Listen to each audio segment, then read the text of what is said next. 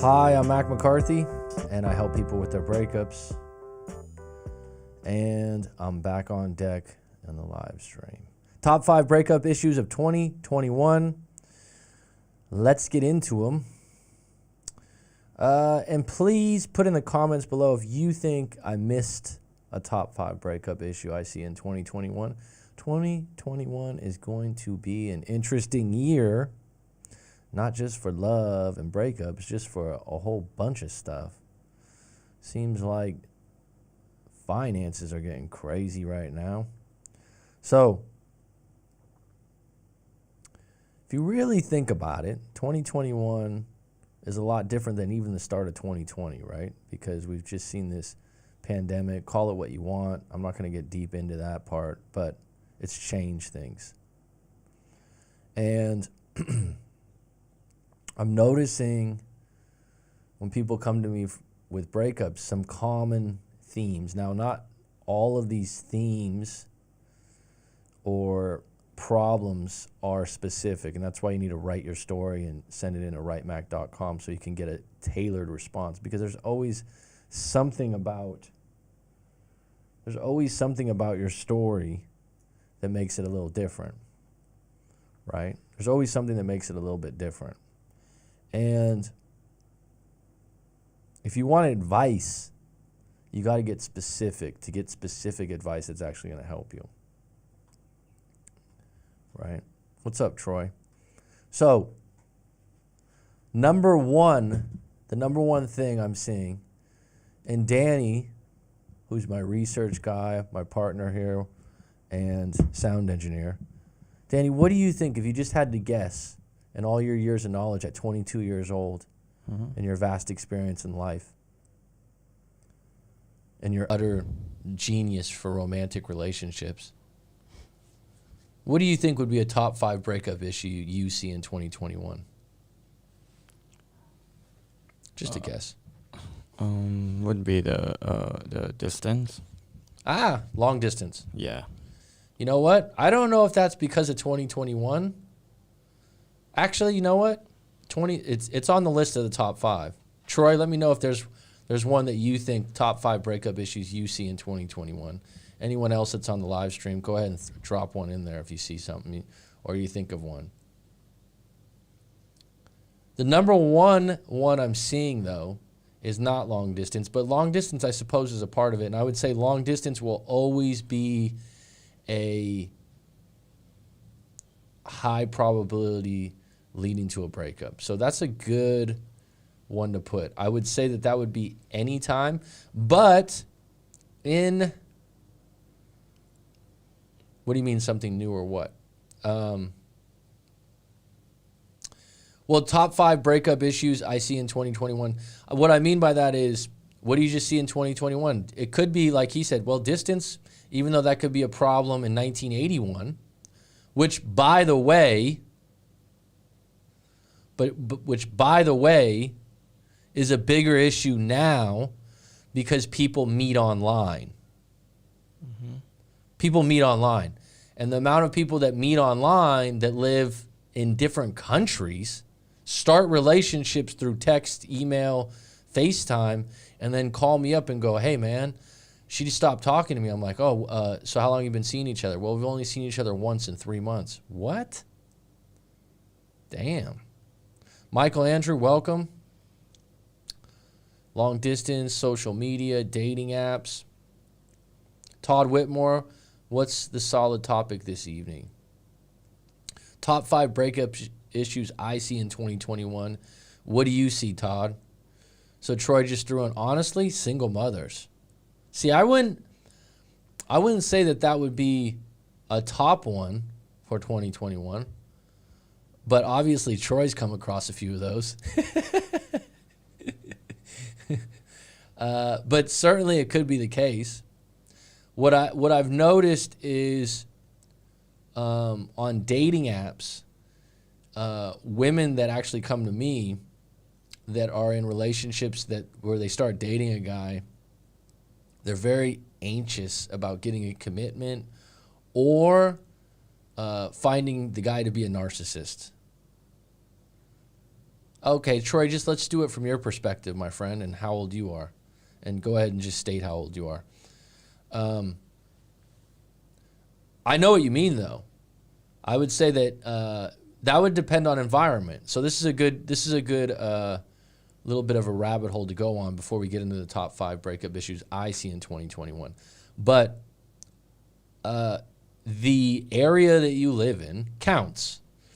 So if you live in a suburb where there's a lot of families, I mean, that's what suburbs were kind of made for, correct me if I'm wrong, in the States, was get out of the city, quieter life, kids can play in the street, possibly better schools, right? A lot of these suburbs have divorced mothers or single mothers, and what I noticed from a lot of these women is they're a little bit wounded, and they really want to make sure that you're serious and that you're open to marriage, taking care of the kids, and being a long-term partner, which is fine. The problem is you're going to scare a lot of guys away when you throw that on the table in the first month to 2 weeks.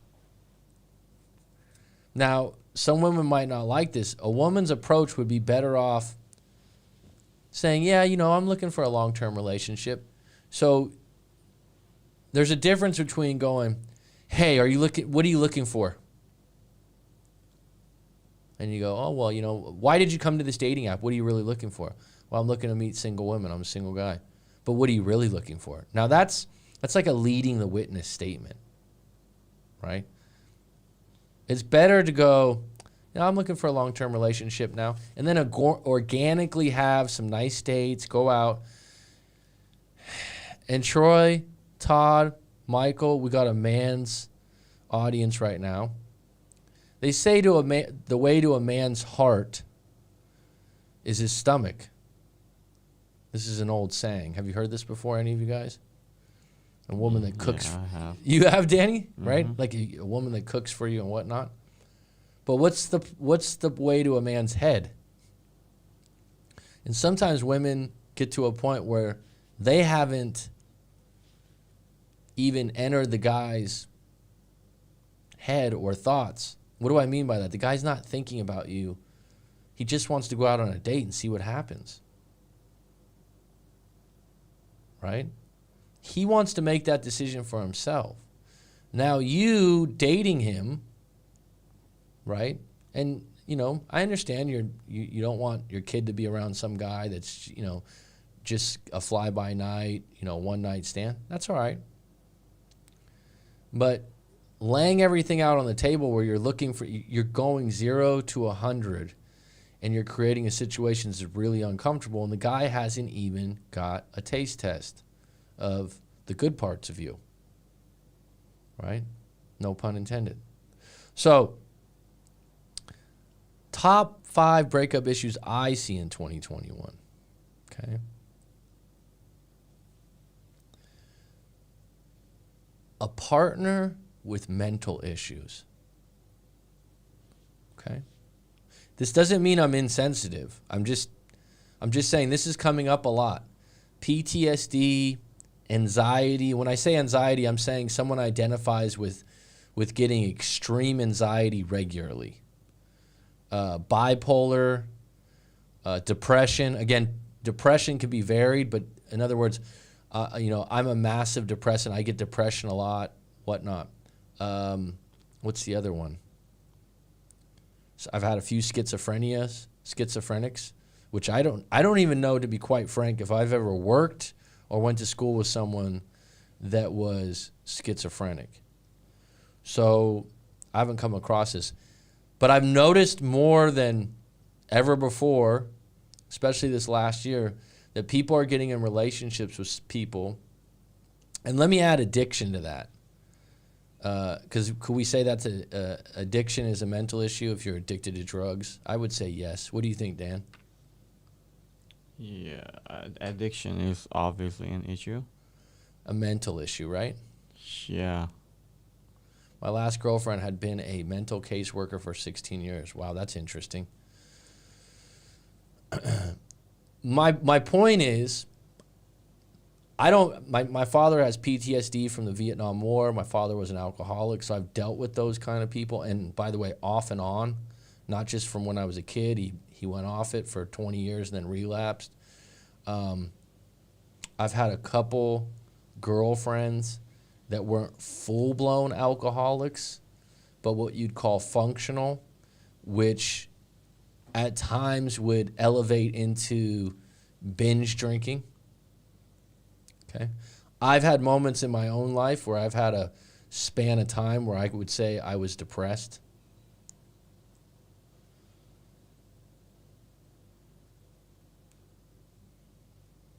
So I'm not saying, the problem is someone who mentally is, dare I say, healthy for the most part mentally. Do you know what I mean? Mm-hmm. In other words, first of all, no one's 100% happy. This is what gets me about self-improvement. You read a book about happiness. Oh, how to be happy. Fuck off. Okay? Even the happiest people have a couple bad moments during the day, during traffic. Something's always going to impede on happiness. And by the way, sour moments let you taste the sweet. Having bad moments makes the good moments better. This is why we have polarity in the world. Hot to cold. Happy to sad. Sad to happy. How would you really know what happiness is if you've never felt sadness? Right? And by the way, people that are overly inflated with individuals that are constantly making them happy end up being spoiled brats later on in life. They can't deal with problems.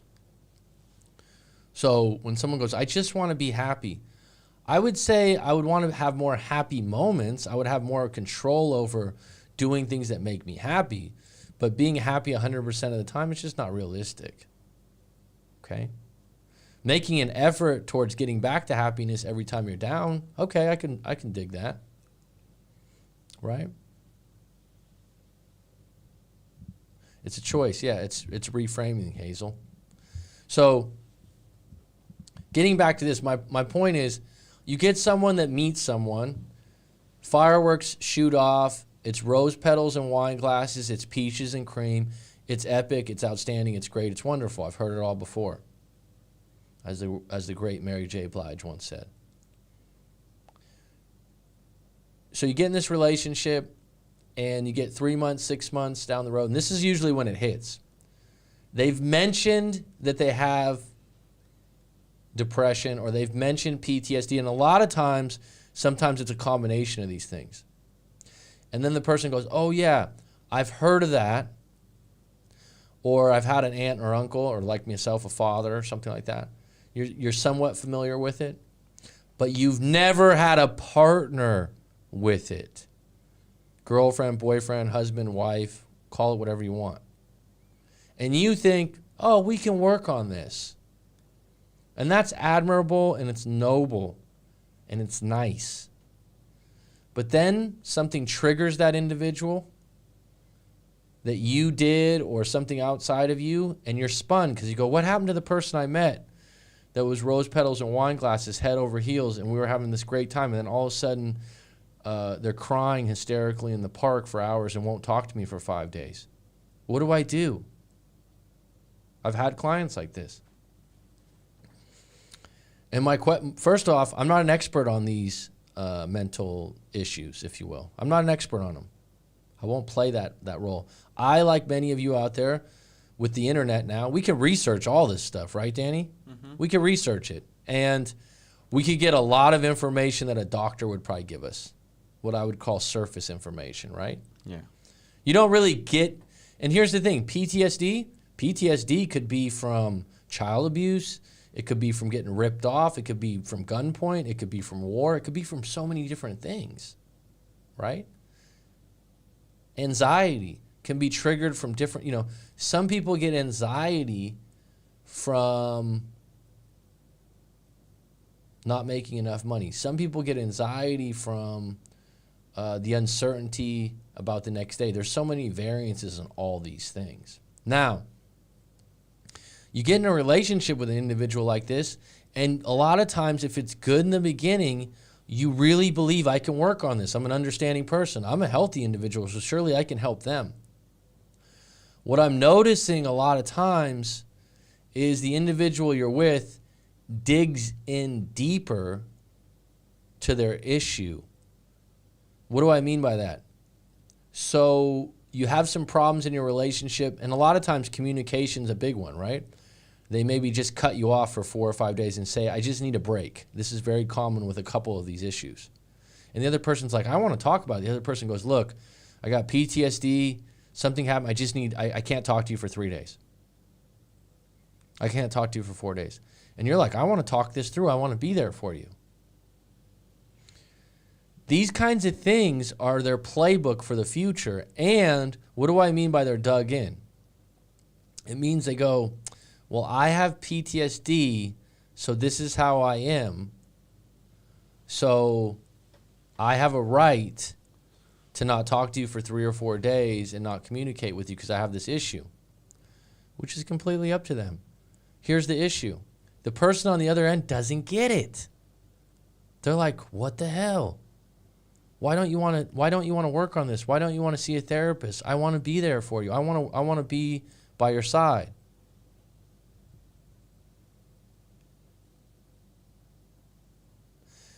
But what I tell a lot of people in these situations, I go, hey, look, you weren't trained to deal with someone like this. You're doing the best you can. And a lot of people go, they do a ton of research. Relationships are really difficult as it is. The best relationships are effortless most of the time. They flow really nicely.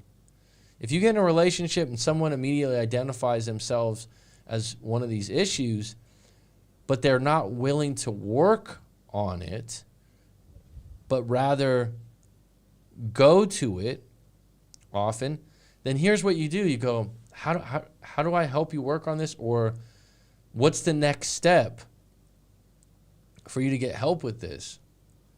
Because if they're just going to keep it like in a bottle and then take it out whenever they want, it's going to affect your relationship. And what's going to hurt you is there's no progress being made. And eventually, you keep trying different tactics and moves, but a therapist is a therapist or a coach is a coach. A lot of times, someone that's your boyfriend, girlfriend, you don't want them to be your therapist. Does that make sense? That's why someone comes to me, they go, I was talking to my friend, but I'd rather talk to you because I can put on a coaching cap and talk to you just about your breakup, just about your problems, just about your story, give you objective, non-biased advice with some experience. Right? If I'm your friend, there's all kinds of extra mixed feelings mixed in there, entangled in there that hold me back from telling you the truth sometimes. And when your partner has one of these sensitive issues, and like I said, maybe I'm saying it wrong, mental issue. Would you say that's fair to say mental issue, Danny? Yeah, I think it's pretty. I don't. Yeah, it's fair. That's not offensive, right? PTSD, anxiety, anxiety and depression can be many different things. But people are in these relationships. Shit hits the fan. Someone gets triggered to their anxiety, depression, bipolar, PTSD, and then all of a sudden someone goes, well, I want to help them. I want to make our relationship better, but you don't have any background in this. And even if you do, because I've had one client before where he was like, I believe it was bipolar, and him and his girlfriend, it was great. And this is another thing that I've noticed in certain cases for partners with mental issues. A lot of times they're extremely hot and cold. That means the beginning of the relationship is just outstanding. It's so wonderful until it's not. And then it goes down to zero. Right? The ideal thing is you have issues, you have problems, something upsets you. Maybe you say, hey, you don't want to talk about it. But within a day of processing, thinking about it, you come to your senses and you talk it out. You agree to disagree. you agree on a area of it.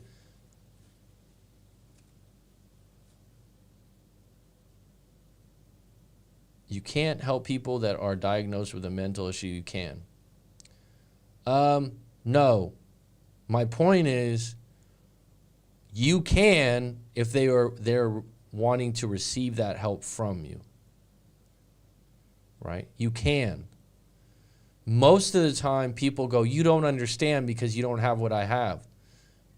They have a point. My point is, if you're early on in one of these relationships, it creates a lot of open loops. Psychology means that basically like a cliffhanger in a movie where you're trying to figure out the story, you're trying to get the puzzle pieces together to make it work so that you have more good moments than bad moments. But individually, that person has to get to a place where they're working on it. For example, let's just say alcoholism, right? Someone's addicted, let's say that's a mental issue, and they go, yeah, I'll quit tomorrow. Yeah, I'll get help next week. Yeah, I'm just gonna have another drink. It's not till they actually quit, go get help, and have done it for a month, 2 months that you actually start to believe them or see some changes, right? So relationships are tough enough. And let me take that back. Let me roll back. In my experience, especially the first couple years, the first 2 years should be great. If you start off a relationship and in the first 3 to 6 months there's some major issues, problems, or there's an immediate breakup, I don't know. I'd be weary of that relationship. I'd be really weary to move forward.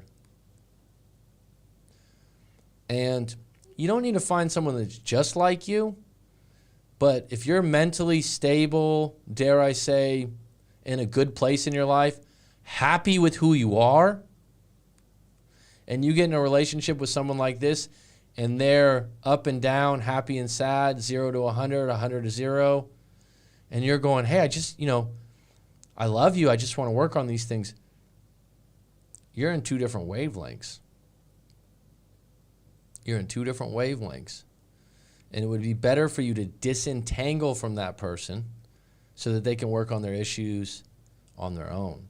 And the worst case scenarios, the person with the mental issues starts projecting them onto you.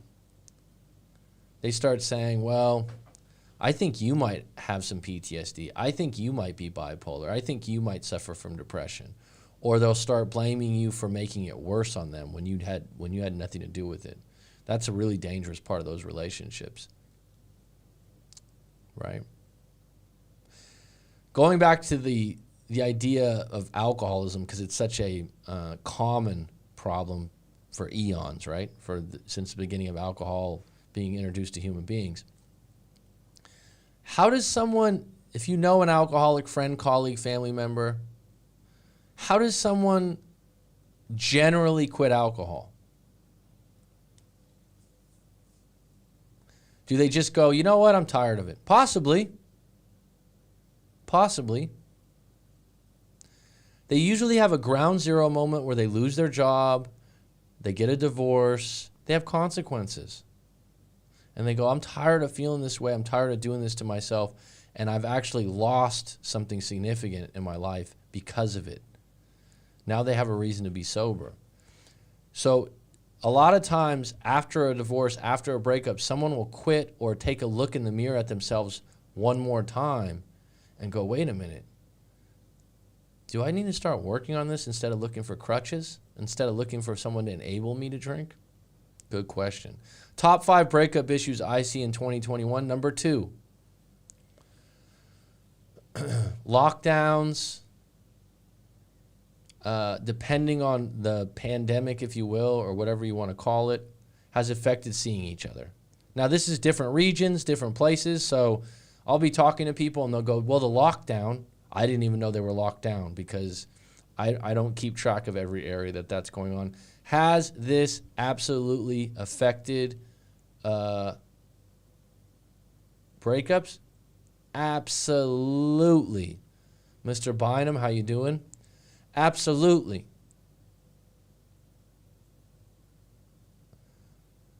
This is one of those ones that's difficult for me to give you an option on because it's unpredictable, right?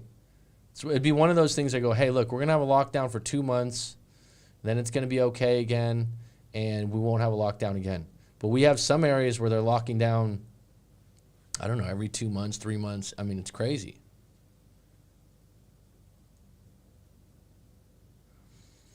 I'm going to get to the live stream in a moment, but let me finish these out. Elena P., Miami's finest.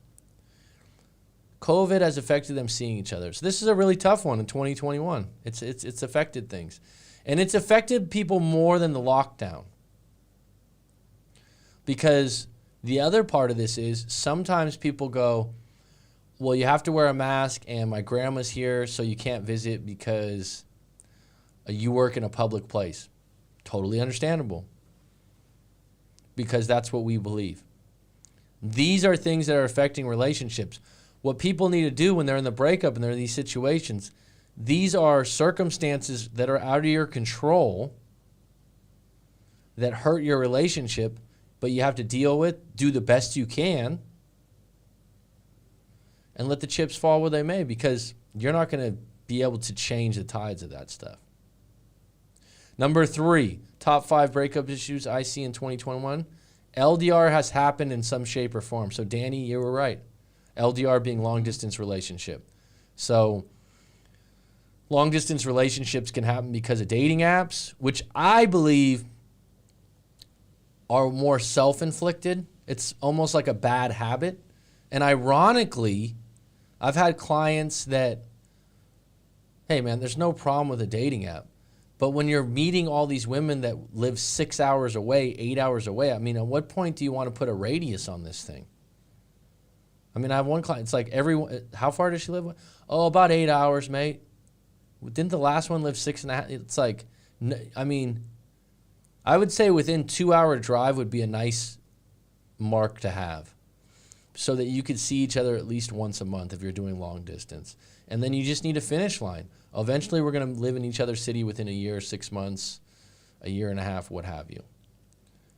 LDRs have been also pushed on by people getting jobs in new areas, right? LDRs, long-distance relationships, are always going to be a breakup issue because it's not a natural way to have a relationship. You neglect affection and intimacy at its fullest. Some people are better at that than others, and that's who gets left holding the bag.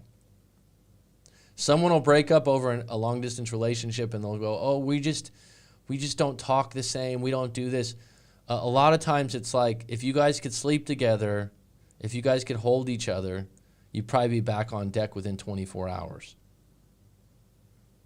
What's the difference between being friends and lovers? Do I need to answer it? But there are some people out there that, just like someone's very good at going on a diet and restricting what they eat, there's some people in long-distance relationships, they can go a year without seeing someone else or flirting. Not everyone's that good at it. Youth issues. So this doesn't apply to everyone. Youth, I mean people in their early to mid-20s. First relationships that got old or boring. This has come up a lot. I believe it's an issue in 2020, 2021. People that are in their 20s, they break up quicker, faster than ever before. They are always looking to optimize. They are flooded with information about other people, relationships, and their relationships just don't make it. And they'll come to me in their early 20s and they'll be like, oh, she did that. A lot of times it's you're right out of college, or you're maybe 2 or 3 years into college. You started college together, maybe in different places. What I mean by that, like slightly long distance. And then they got new roommates, they got new friends. But your first relationship isn't going to be your last relationship in most cases, and I think a lot of people would agree with that. And so I think that was true maybe in the 1920s, 30s, 40s, and 50s, maybe even the 60s, I don't know. But now, more than ever before, individuals that are in their early to mid 20s, you're not going to stay together for a variety of reasons. One being you're going to go through a few more changes in your life, identity-wise, comfort-wise. And so that one comes up a lot. And it's actually a really good time to talk to myself or another breakup coach, because you coming out of that first breakup with some clarity, some understanding, and learning a few things. Because a lot of times, people in their early to mid-20s, they think they're bulletproof. Oh, they got a hot girlfriend, or they've had a great relationship for 3-4 years, right? And then, bap, it just goes like, what happened? What did I do? It's like, life's not perfect, dude. Shit happens, right? Well, I mean, she started working with this other guy, and I think she kind of likes him. It ain't the movies. Well, maybe that is a movie sometimes. But what I mean by that, it doesn't always end happily ever after, right? Final one, number 5. Dun, dun, dun, dun, dun, dun. This is the biggest one.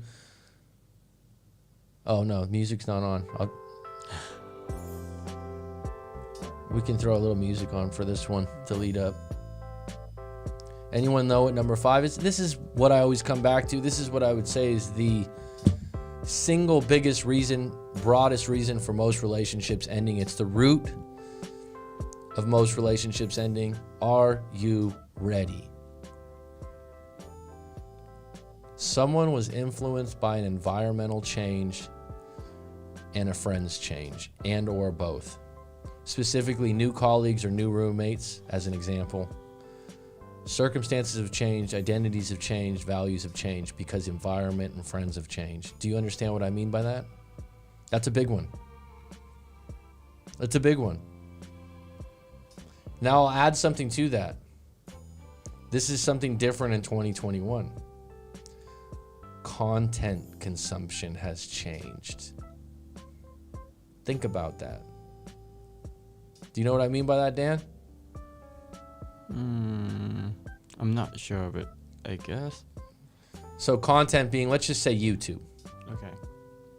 Because we're all on YouTube right now. Yeah. Hail to the YouTube gods, if you will.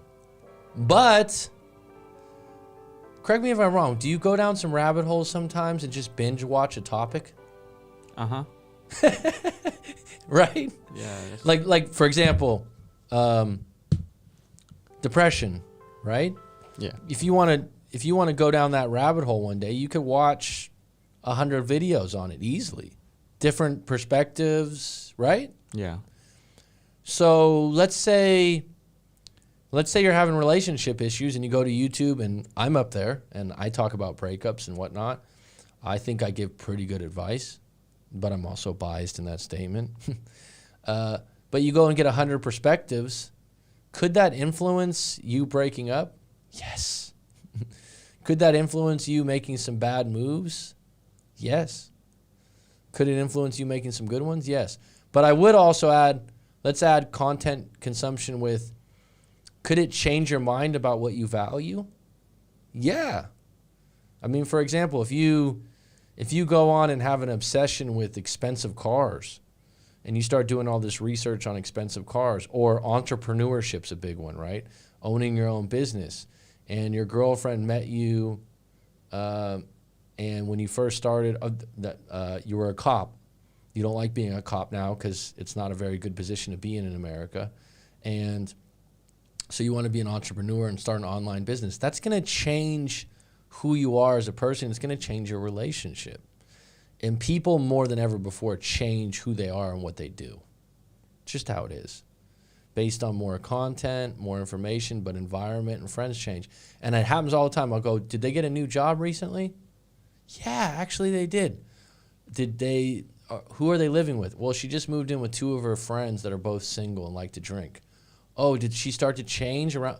Yeah, about 3 weeks after that, she really started to go out more and started to distance herself from me. Really? Things like that you don't see. You don't see them happening. You just react to them. You don't see it. Inevitably, something changes in someone's life that changes how they look at the world and how they look at you. People and groups are always recruiting. Think about that for a minute. A divorcee supports you getting a divorce. A happily married person would encourage you to stay married, unless you were, in a marriage that was completely lopsided or abusive. Rich people support others in getting rich, usually. Religions want you to come to their place of worship. People want you to do what they do. So when you hang out with new colleagues or you hang out with new friends or you're in a new environment, you're going to change. I once told someone when I was younger, I was like, I guess you're a product of your environment. And this guy got pissed. That's not true. You know where I came from? I'm not like that. Newsflash, you don't live there anymore.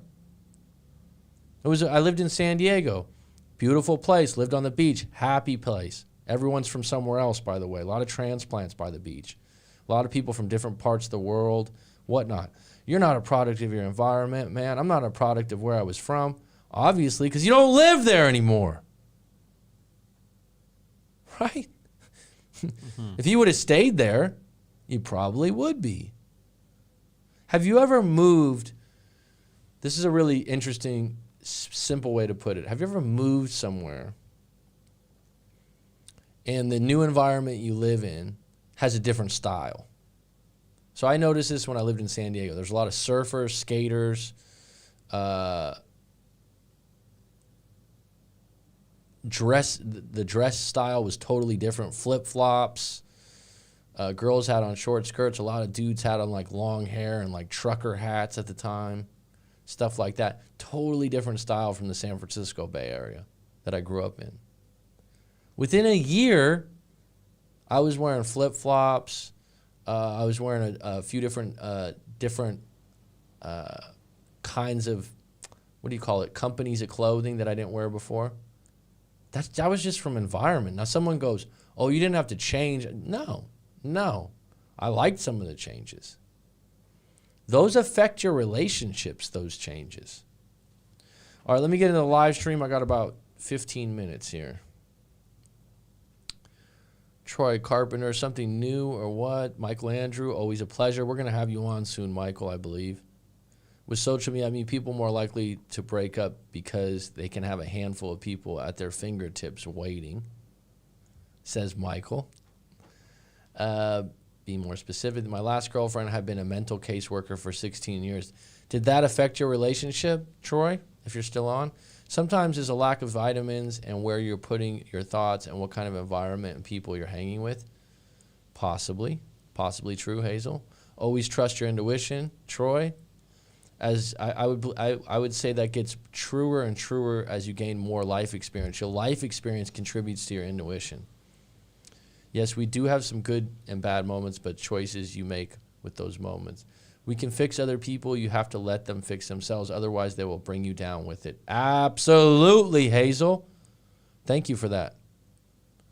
We're not their psychologists. They need to find their health healing issues. What I tell people is you can meet them halfway on the bridge.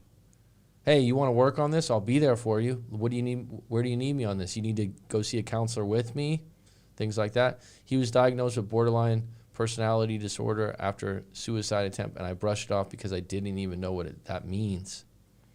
He flipped from hot to cold and led 4+ months of cruelty. See, that's the thing that you're just unaware of what that even means. You don't know what you don't know. Just tuned in. Girlfriend has PTSD. It's a mess. Well, at some point, you do the best you can, and then you got to ask yourself, am I gonna put myself in a situation where I'm in a relationship where I'm attempting to put out fires that I had no cause in? How early is early on? Yes, he told me that I don't understand depression and blamed me multiple times for pushing him to the edge and making him want to self-harm or hit a tree or throw his phone because I was upset at times. See, that's a very dangerous relationship because That lacks accountability. It's guilt. I call it throwing darts of guilt or a guilt net. It's very unhealthy and it's unfair. And that kind of relationship is scary to walk away from, but I don't know what the other answer is.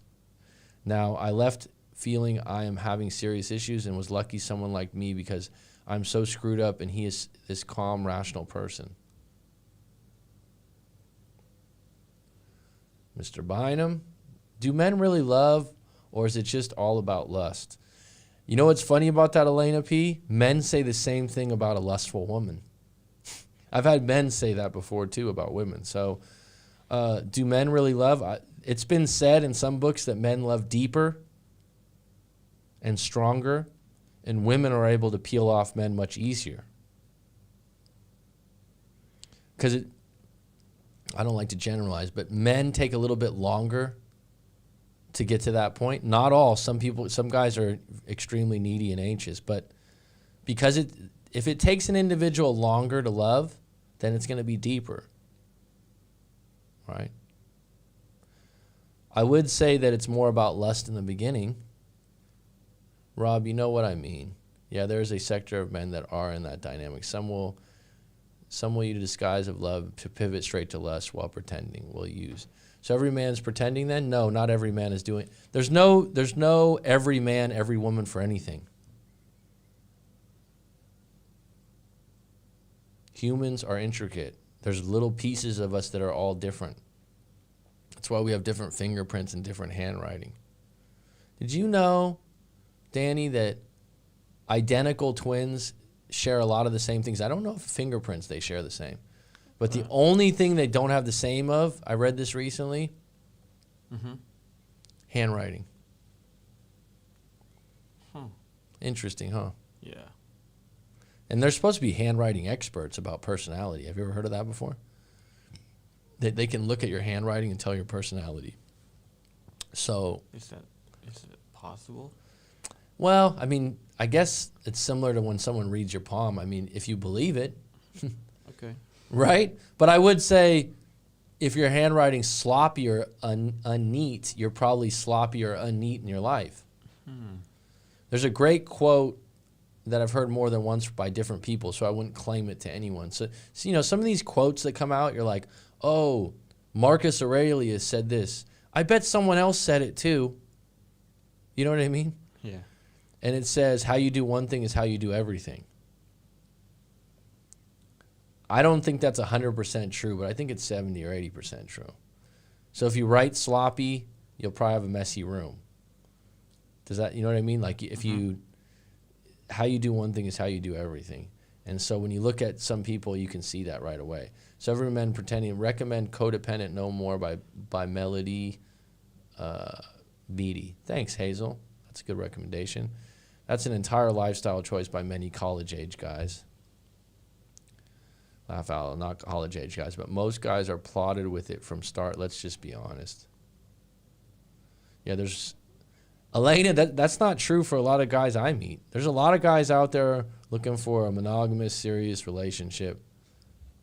A lot of beta guys that are desperate will demonstrate the opposite, but many times in an unattractive way, yet most have sincerity attached to it. They just have no clue how to act. I just think it's how men works, evolutionary.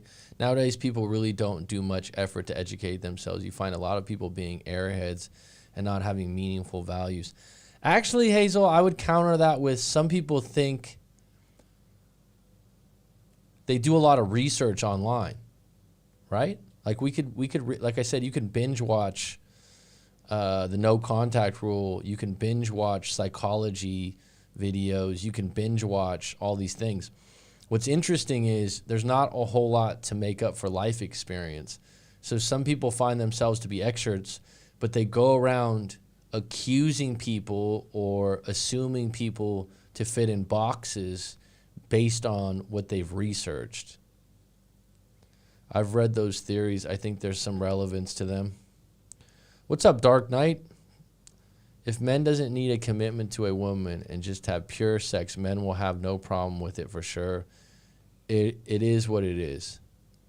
Honestly, Elena, that's not true for every man, because I've I've had clients that said that they've been in relationships where the woman is too lustful and they're tired of it. Eduardo Martinez, yes, we are live. It's been a while, folks. It's been a little bit while. We got 11 on deck, 6 likes. I appreciate it. Any closing questions? I got about 5 minutes. Any topics you want me to touch on in the next few days?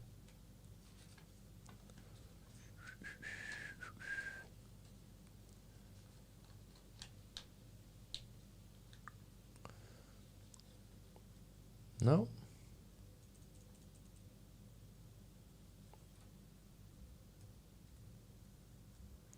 Anything that I missed? Top 5 breakup issues I see in 2021. Any of you have any other ones? I suppose money's going to be a big one. Although I don't see a lot of people come to me over the money issues. Money's kind of a background thing. One thing I'm going to talk about, I think, I've had a number of clients over the last couple of years where they're in breakups with someone they've been together for 2-3 years, sometimes even under a year, and they had marriages that were 20 years, 15 years, 28 years. And the marriages were easy. They were divorces, so I don't know if you'd want to say just a breakup, because a divorce, I think, is a little heavier, right? There's a little bit different feeling to a divorce than just a breakup, I suppose. That's why there's a different word for it. But they'll go, oh, we were done. We were done.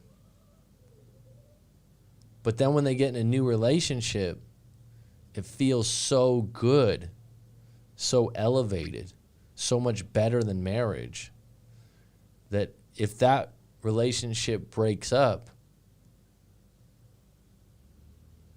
they're really hurt. Now, one theory is, if you were in a marriage that lasted for, let's say, 20 plus years or 15 plus years, which is an achievement in itself, and you stayed together because you were married, because you loved them, even though you were no longer having intimacy, even though you no longer were connected the way you used to be. Well, then you look at a relationship and you go, I don't break up easy, even when it's bad. So you get into a new relationship that's good to great, and they break up and you go, what the hell? This is a great relationship when we're breaking up over this. I stayed in a relationship that was horrible to bad to not good, and I stuck it out. And you're going to bail on a good one? Here's the thing. You were in a relationship that was unique to you too.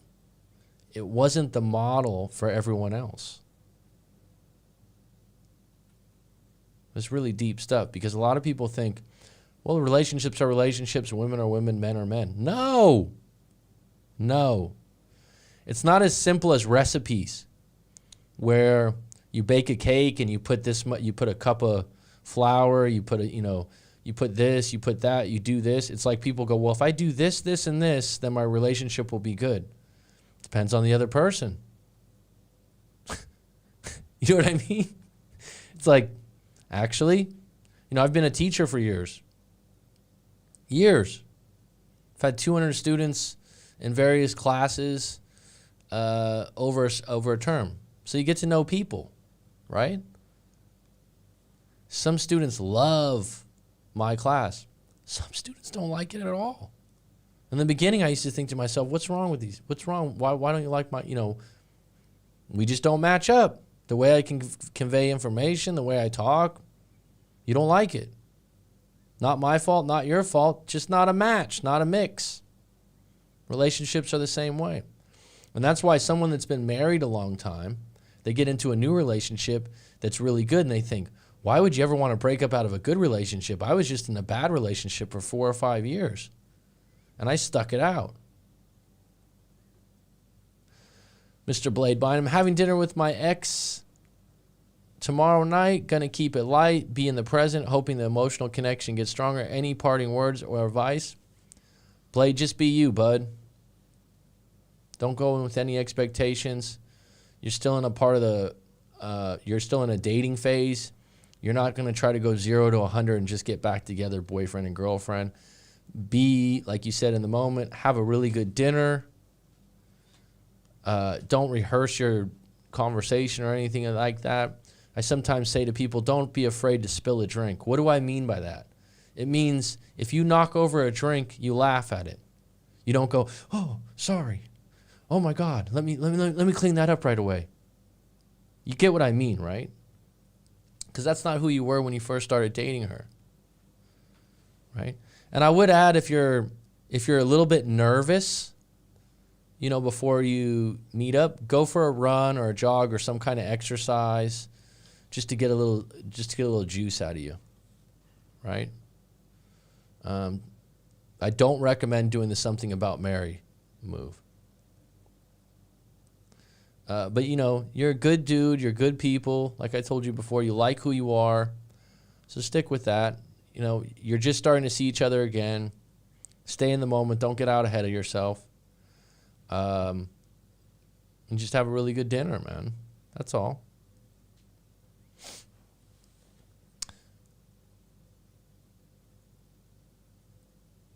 I think one of the hardest things, and I'm not saying you're going to do this, is when you start dating someone that was your ex again, is you want to get back to being boyfriend and girlfriend right away. And I think that you have to remember when you first started dating that person, that's not where your mind was before when you started dating them. It probably was like, let's just have a good time, hook up, you know, let's see where things lead. If the conversation goes organically in a direction that's serious, fine. Do not ask if they've seen anyone else is one thing, especially with women. Have you been seeing anyone else? Have you slept with anyone else? I don't think you're going to do that, Blade. But I've had other guys do it that are especially guys in their 20s, and it makes the woman uncomfortable. It makes her feel judged. And if you get the answer you're looking for, where she goes, yeah, I hooked up with a guy from work, it drives you nuts, and you start asking more questions. So that's one area I just don't go into. I don't think you're going to do that, but, you know, just like when you first started dating, just don't have any big expectations right now. Have a good time, see where it leads. Blade, parting ways to say, just be happy and gentle with your words. Nice. I always say what the one couple have no other can understand is unique for everyone. Absolutely. One thing I've learned from doing what I'm doing, every human being is a little bit different or a lot different, but we're different. And we look at the world differently in different moments, in different parts. And everyone somehow assumes that you see the world the way I do and I see the world the way you do. And they think to themselves, hey, what's wrong with you? It's like me living in another country for 10 years. I've realized, because you'll just live, when you live somewhere else, people do things differently. Right? And you just go, why would you ever do that? Well, don't try to figure it out. Right? I mean, nice. I always say that one couple have no other can understand is unique for everyone. Yep. If she cheated on you before she left, you have to be a complete idiot to even acknowledge her again, let alone meet up with the low life. Yuck. Respect yourself. How pathetic can be. Yeah, no, I wasn't saying cheating on. I don't know if that was in regards to that Dark Knight. I'm saying that if you've been broken up for a while and you're single, they're single, you broke up for a month, 6 months, 1 year, 2 years, you don't want to get into, oh, did you sleep with anyone else? A lot of guys want to know this. And I think it's a sore subject to bring up. If someone cheated on you, that's much different than if someone was seeing someone or hooked up with someone while they were single also. Is that something that you could talk about later on, maybe down the road? Sure. When you first start to date, I just know it's a sore subject. And I've even had clients that the next day after they've hooked up with their ex have brought it up, and it ends up just being a forest fire. So,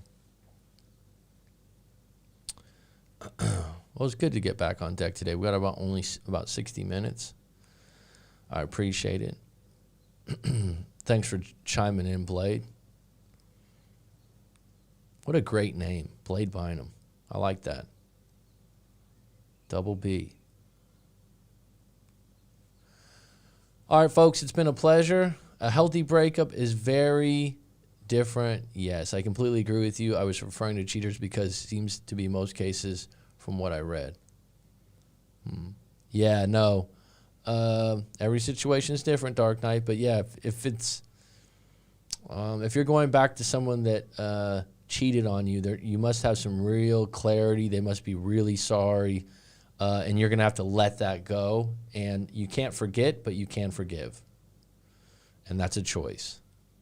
So if you plan on bringing someone back in that you can't, here's the one big one too. When someone's pursuing an ex in a relationship, the number one thing that comes up is a lack of trust, because if you've broken up before, you've lost trust.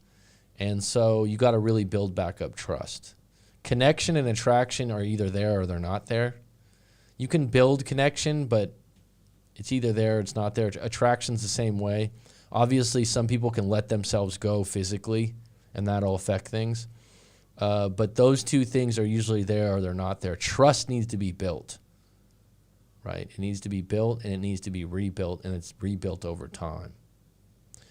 All right, folks, have a good one, and I'll be back on deck soon.